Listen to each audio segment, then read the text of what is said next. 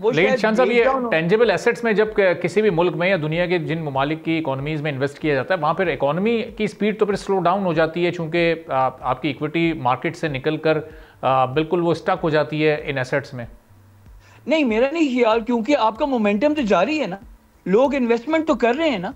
तो जब आप अपना जीडीपी की इक्वेशन देखें, जीडीपी की इक्वेशन में 4 वेरिएबल होते हैं, कंजम्पशन, इन्वेस्टमेंट, गवर्नमेंट और नेट ऑफ एक्सपोर्ट। तो अगर कंजम्पशन और इन्वेस्टमेंट स्ट्रॉन्ग है तो उसका ऑलरेडी रिपल इफेक्ट जो है गवर्नमेंट और नेट ऑफ एक्सपोर्ट पे आता है।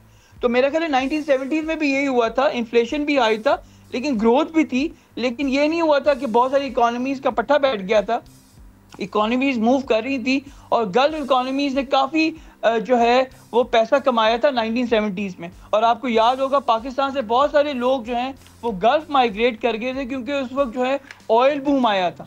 तो मेरा ख्याल है इस दफ़ा भी यही होगा, जिन ममालिक में कंजम्पशन ज़्यादा है, इन्वेस्टमेंट ज़्यादा है और जहाँ पर डेमोग्राफिक्स है, पाकिस्तान जैसा मुल्क हमेशा रेलिवेंट रहेगा। क्योंकि हम सब्सक्राइब करें और बेल दबाएं ताकि कोई खबर रह न जाए।